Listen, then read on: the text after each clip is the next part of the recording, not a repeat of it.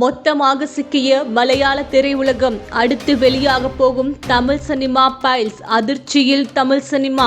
திரையுலகில் ஒரு நடிகை பிரத்யேகமாக பேட்டி கொடுக்கிறார் என்றால் அவரிடம் ஒரு கேள்வி கேட்கப்படாமல் இதுவரை இருந்ததே கிடையாது. அதுதான் சினிமா உலகில் அட்ஜஸ்ட்மெண்ட் என்று சொல்கிறார்களே, அதை நீங்கள் சந்தித்து உள்ளீர்களா என்பது. இதற்கு சில நடிகைகள் நேர்மையாகவே தங்கள் பதிலை நேருக்கு நேராக முன்வைத்துள்ளனர். சிலர் சினிமா உலகில் இருக்கிறது, ஆனால் எனக்கு இதுவரை நடந்ததில்லை என்றும் கூறியுள்ளனர்.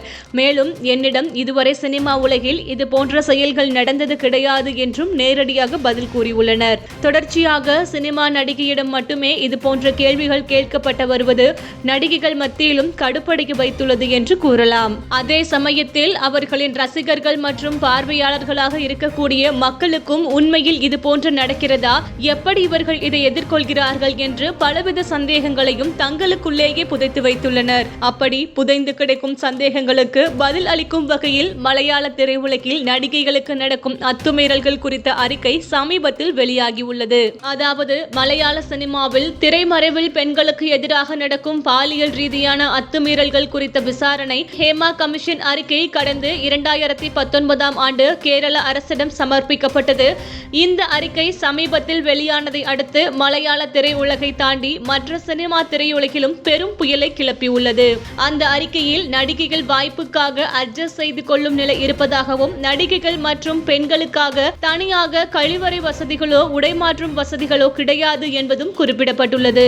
மேலும் மலையாள திரையுலகம் சில தயாரிப்பாளர்கள், இயக்குநர்கள் மற்றும் நடிகர்களின் பிடியில் தான் இருப்பதாகவும், அவர்கள் மற்றவர்கள் மீது அதிகாரத்தை செலுத்தி வருவதாகவும், அவர்களுக்கு மற்ற இயக்குநர்கள், தயாரிப்பாளர்கள், நடிகர்களை திரையுலக துறையில் இருந்து வெளியேற்றும் அதிகாரம் இருப்பதாகவும் கூறப்படுகின்றன.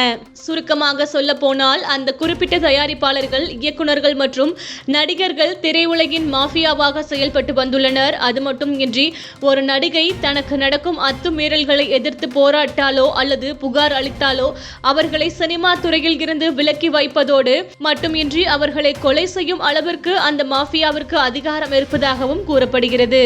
மேலும் படப்பிடிப்பின் செட்டில் போதைப் பொருட்கள் அதிகமாக பயன்படுத்தப்படுவதாகவும், போதையில்தான் இது போன்ற பாலியல் அத்துமீறல்கள் அதிகமாக நடப்பதாகவும் அந்த அறிக்கையில் தெளிவாக குறிப்பிடப்பட்டிருந்தது. மேலும் அறிக்கையில் குறிப்பிடப்பட்டிருந்த மற்ற சில தகவல்களும் மலையாள திரையுலகின் நடிகர்களை மட்டும் இன்றி மலையாள மக்களையுமே அச்சத்தில் ஆழ்த்தியுள்ளது.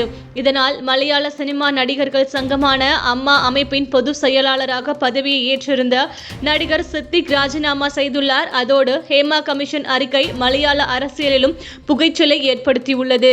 இதனைத் தொடர்ந்து மலையாள திரையுலகில் பல காலமாக நடந்து வந்த பாலியல் அத்துமீறல்கள் மற்றும் மாஃபியா செயல்பாடுகள் தற்பொழுது ஒரு அறிக்கையின் மூலம் வெளியாகியுள்ளது.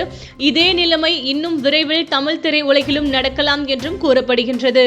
அதாவது ஆரம்பத்தில் கூறியதாவது போன்று நடிகைகளுக்கு கேட்கப்படும் கேள்விகளில் அட்ஜஸ்ட்மெண்ட் கேள்விகள் அதிகமாக உள்ளது. குறிப்பாக தமிழ் நடிகைகளிடம் இது அதிகமாக கேட்கப்படுகிறது.